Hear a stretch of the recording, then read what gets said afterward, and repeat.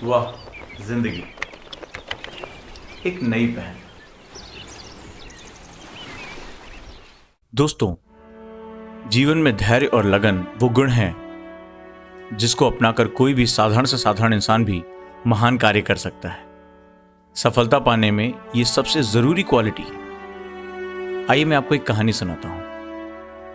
बात उन दिनों की है जब आचार्य चाणक्य तक्षशिला में पढ़ाया करते थे। वो मानते थे कि छात्रों को थ्योरी से ज्यादा व्यवहारिक ज्ञान यानी प्रैक्टिकल नॉलेज दिया जाना चाहिए, क्योंकि उनके शिष्यों का व्यक्तित्व व्यवहारिक ज्ञान से निखर कर सामने आएगा। एक महान गुरु, एक महान सोच।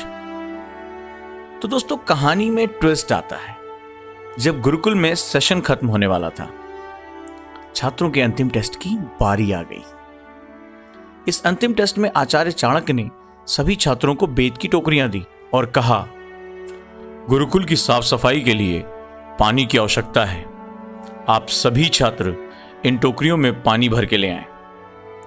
छात्र गुरु के इस आदेश पर चकराए। अरे, इन बेत की टोकरियों में पानी भरना तो असंभव है।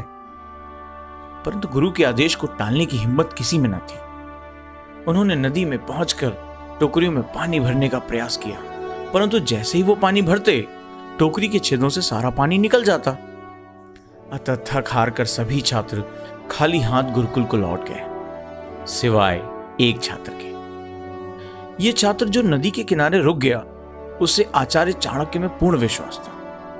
उसने सोचा कि आचार्य जैसे महान गुरु ने यदि आदेश दिया है तो कुछ सोचकर ही दिया होगा।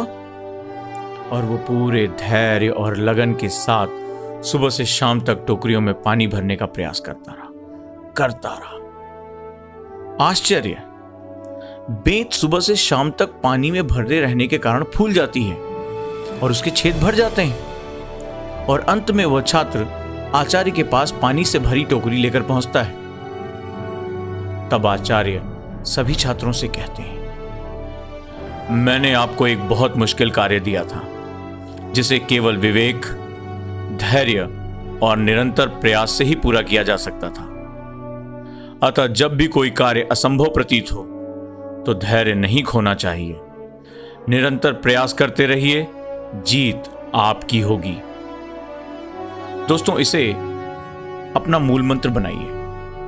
और कोई आपसे कहे कि तुम्हारे सपने असंभव हैं, तो बस लगन और धैर्य से लगे रहिए, because impossible says itself, I am possible.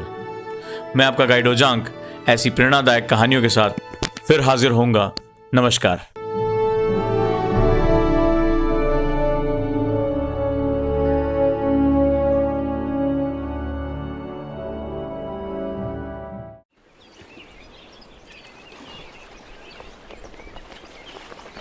वाह, जिंदगी एक नई पहल।